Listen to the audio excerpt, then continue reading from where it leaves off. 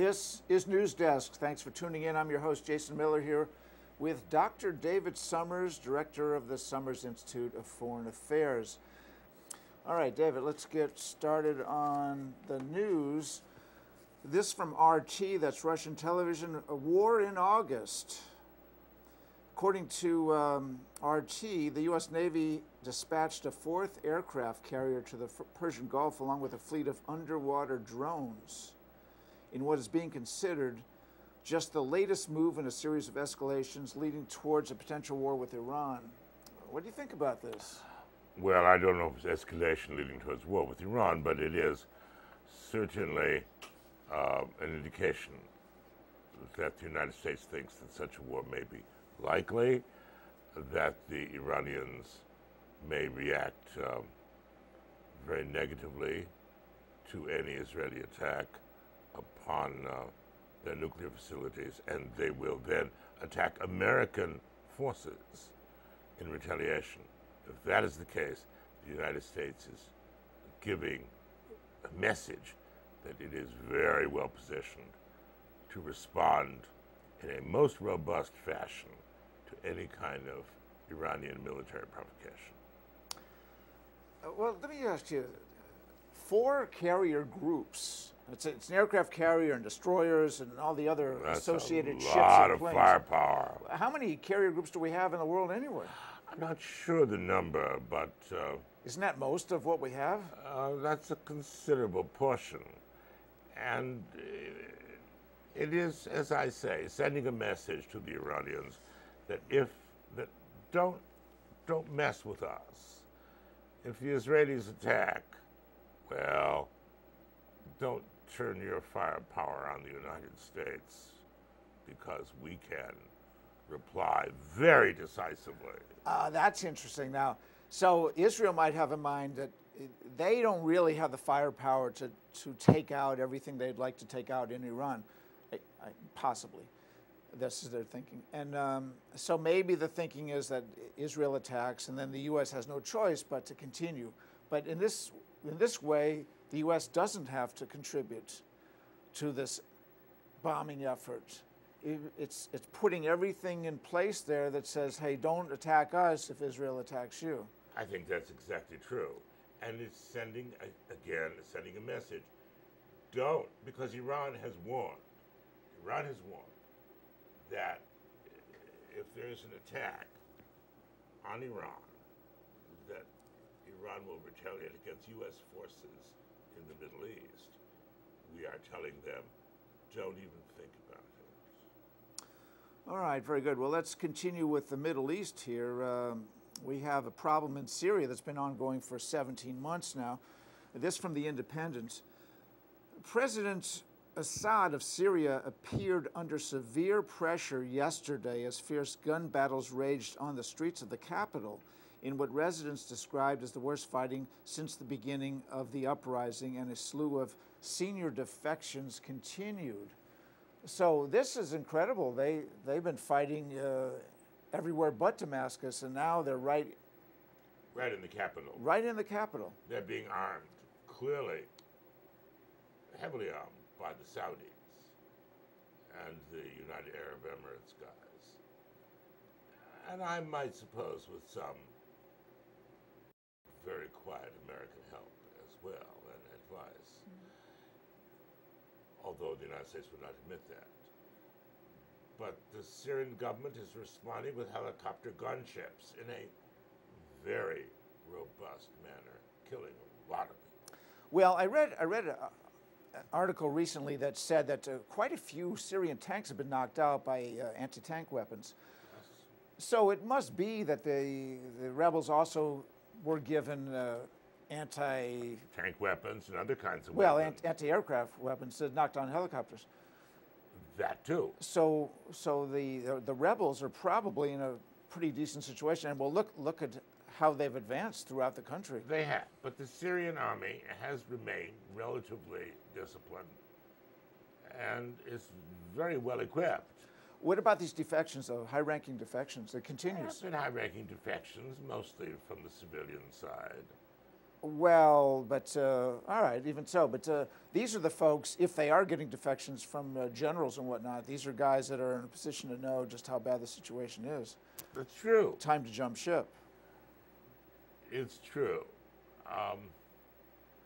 Either Mr. Assad flies off to asylum with his Russian buddies, or more likely he will stay to the bitter end, and he has the military force to last for a long time, at least for many months. All right. It is predicted that he will fall, but whether he will fall next week, unlikely. Next month, probably unlikely. By the end of the year, perhaps. Yeah, maybe so. All right, well, let's continue on with this, this volatile part of the world. This from Al Jazeera. Pakistan ends NATO blockade. Trucks supplying NATO troops in Afghanistan crossed the border for the first time in 7 months after an apology from Washington. Pakistan closed these overland routes for NATO convoys after a botched U.S. air raid in November killed 24 Pakistani soldiers. Now, this was expensive for the U.S. For all this time, we could not truck all this material by land. They had to fly it in, let's see, through Central Asia, Russia, and the Caucasus Mountains. All the way to get to Afghanistan. Yes, very, very expensive. At, by the way, $100 million a month. Right, but aid to Pakistan is running in the billions. And we threatened the Pakistanis to cut off that aid. So, with a kind of apology, not by the President of the United States, but by the Secretary of State, why they've opened this particular road. At the same time, the reliability of the alliance, the United States-Pakistan alliance, at least the Pakistani part of that alliance, is still open to question. It's shaky. It looks like it's shaky. Very shaky. By the way, as part of that, we did release $1 billion to the Pakistani military. A paltry billion. So we're sorry. I see. And here's $1 billion. Here's $1 billion. Let us use your highway. Right. All right. Well, anyway, we're leaving. We're getting out of that area anyway. In 2014. Soon. Relatively soon. Year and a half. Right. And that's the last soldier out by then. I guess they'll gradually draw down. Yeah, but there will be a lot of other American personnel stationed in Afghanistan after that. Special forces guys and whatnot. And yes, and other kinds of guys. Yeah. All right, let's go to Egypt now. Now, Egypt's ex-president Mubarak was ordered back to prison. He was jailed for life, a life term this last June. In the meanwhile, Mubarak is 84 years old. He claimed, his doctors claimed that he had health issues, so he was released from prison and put in a hospital. I guess it was more comfortable there. Prison hospital. But now they're sending him back. They're saying, now you're well enough. Yes. Back to prison. Back to the cage. Back to the cage. So we'll figure that Mubarak is the example to these other dictators in the Middle East of what not to do. Yes. Because yes, he could have gotten out while the getting was good. Yeah, exactly. But he didn't do that. All right, next. That, by the way, was from BBC News. All right, a U.S. supply ship fired at a small boat in the Persian Gulf after it came too close, killing one person on board. Officials describe the course of events as standard procedure when a small boat gets too close to a Navy ship. Just shows that the American military in that area, the naval forces, are serious. Well, and they're sending the message they're serious. Isn't this what happened off of Yemen? A small motorboat came up next to one of the Navy ships and blew a hole in the side? Why, of course, that's what they're afraid of. The coal. Of course, the coal. They're afraid of exactly that. So it must be after that they said, hey, any small boat comes close, curtains. That's right. We send out a warning. We send out a warning. Right. If you don't choose to heed our warning, we will fire.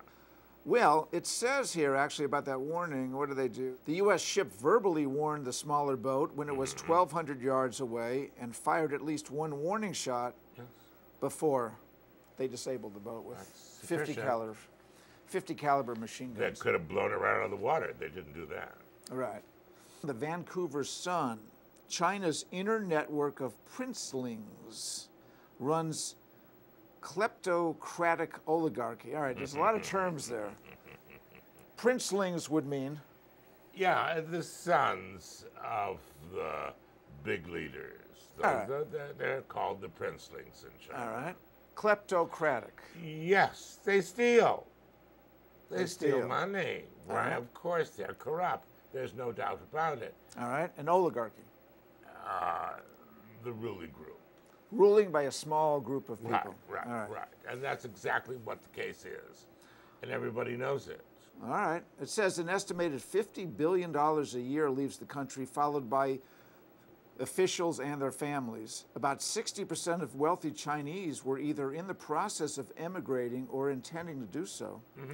And 90% of the 300 members of the party's central committee, that would be the oligarchs, had close family members living overseas or had acquired foreign citizenship themselves. It's amazing but true. It's surprising that they don't feel secure enough to keep their wealth and their family in China itself. It's fascinating. But true. It seems like China's doing well, and it would seem to be a secure place to be. Yes, but they're taking out an insurance policy. I guess so. Just in case. Just in case. All right. One never knows. That makes sense. All right. This from Bloomberg. Let's work into economics at this point. Says here, for the first time in history, the average Canadian is richer now than the average American.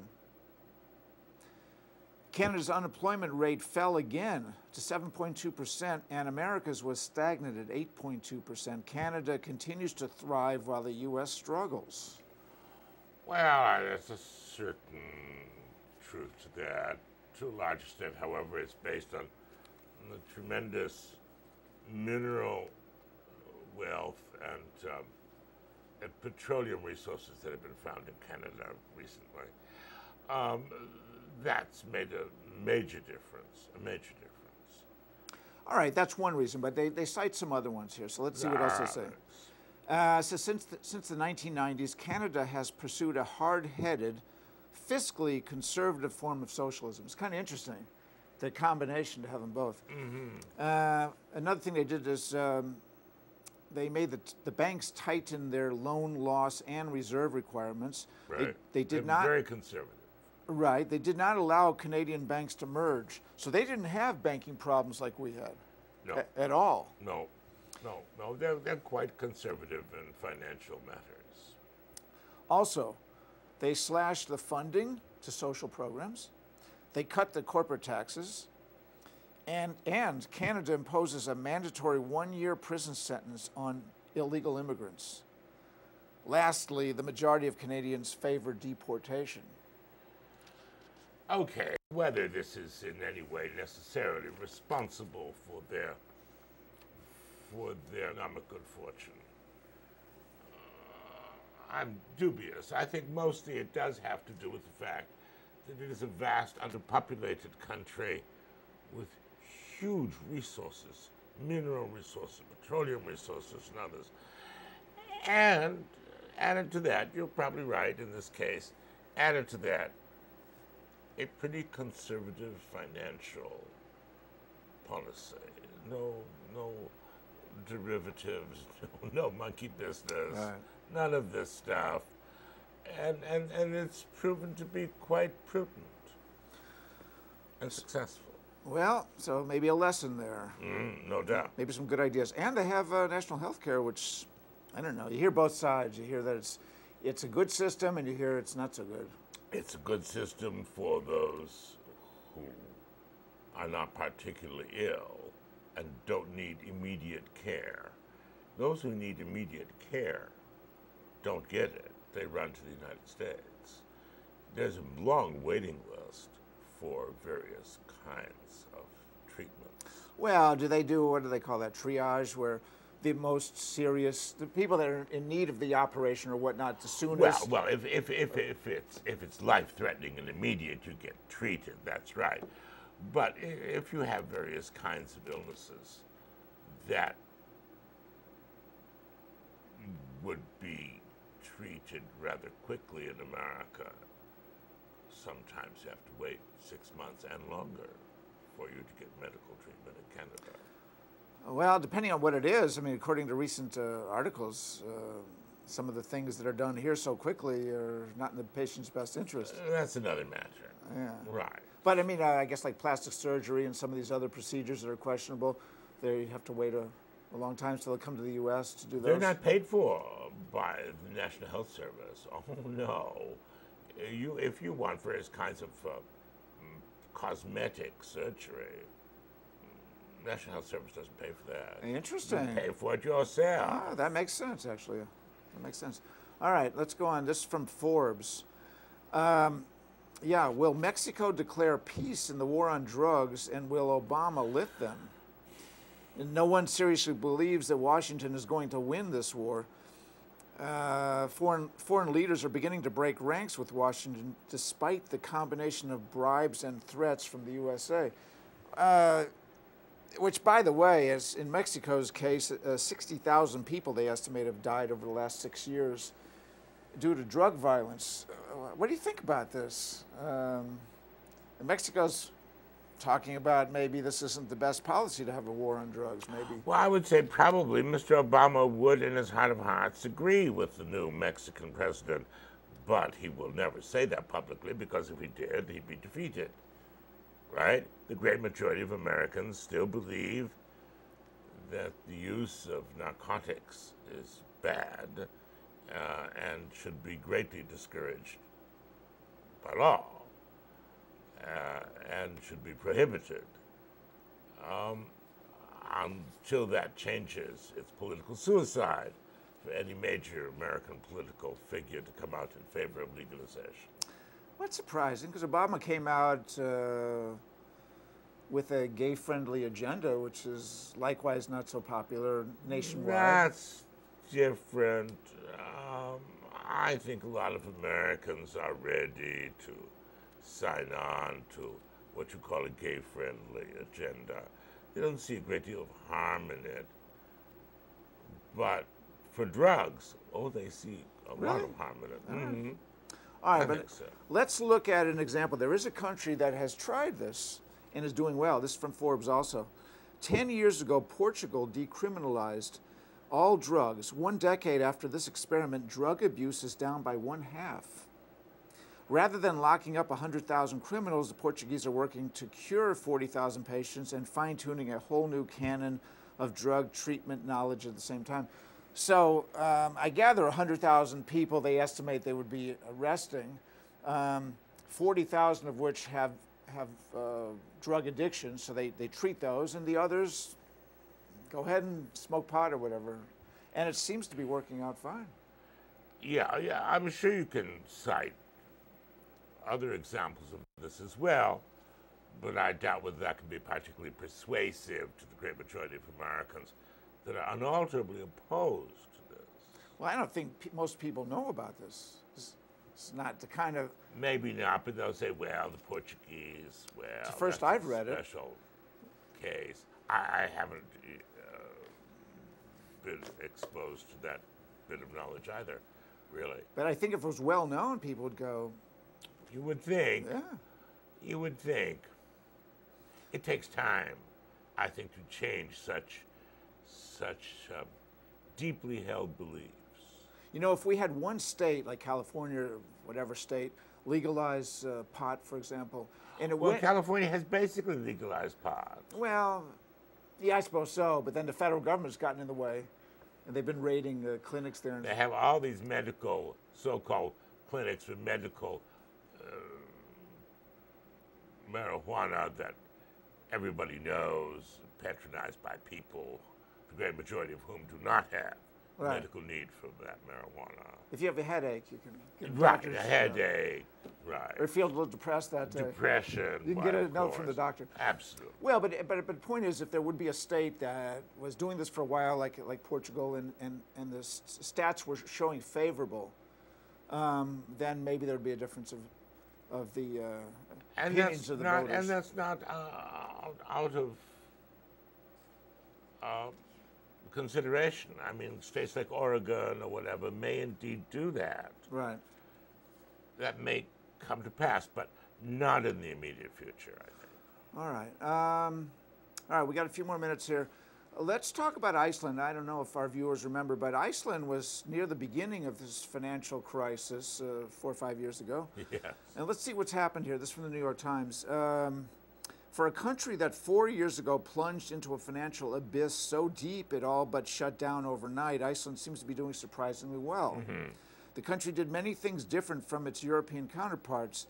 It let its 3 largest banks fail and did not bail them out. It ensured that domestic depositors got their money back and gave debt relief to homeowners and businesses. That's not a model that was followed by any other country. No, but one has to remember that I think Iceland has, I think, 500,000 people at most, something like that. A very small population, totally homogeneous population.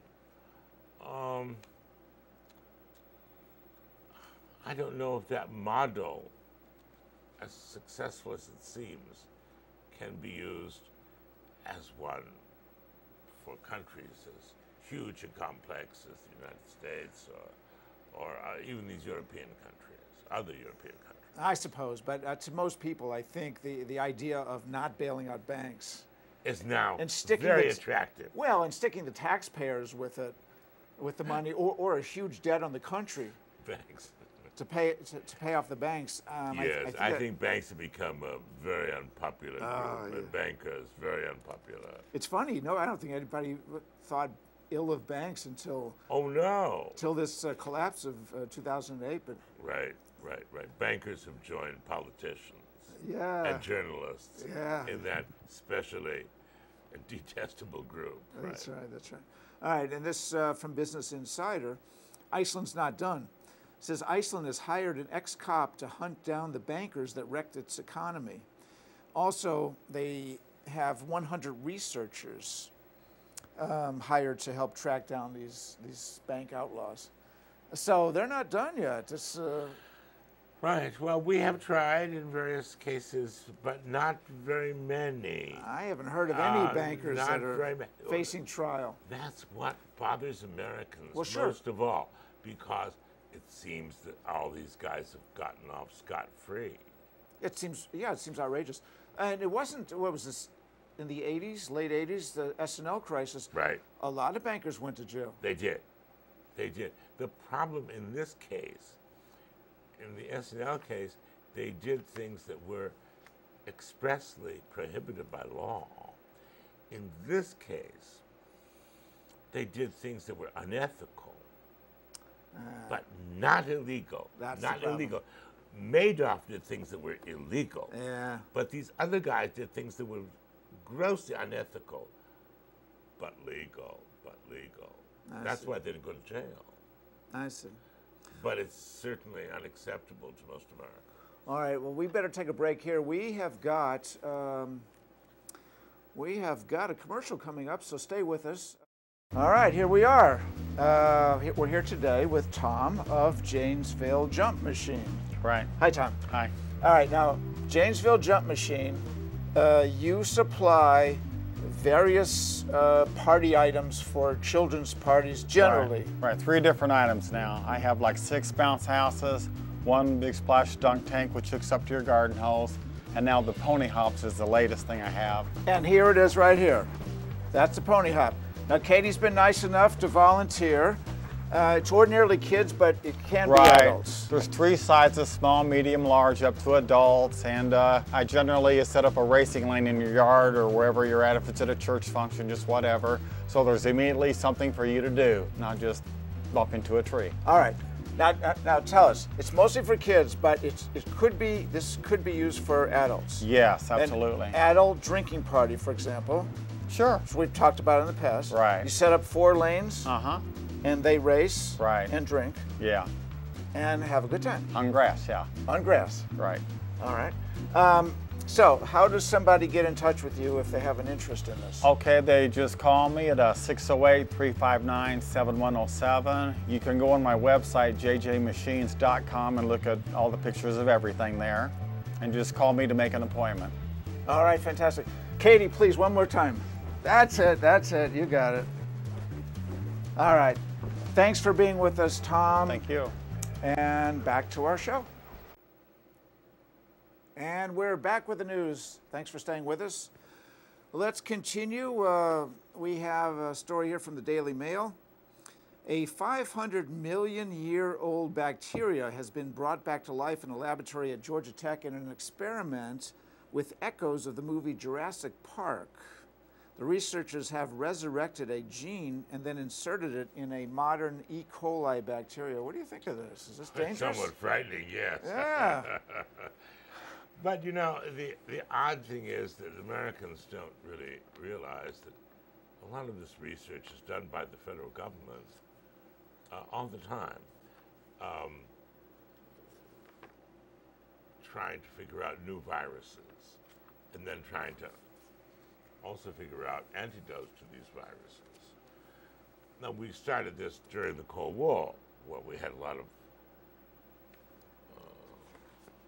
chemical warfare kinds of projects, and then germ warfare. We did that too, right?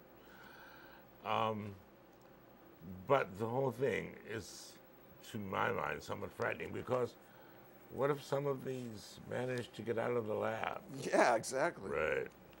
Exactly. Or what about this nanotechnology where they make little tiny machines the size of bacteria, I guess, and they make them so that they're self-replicating. So we can. Yeah. Would that be very interesting? All right. Just 2 more medical-related articles, and then we have to end the show. This from Zimbabwe.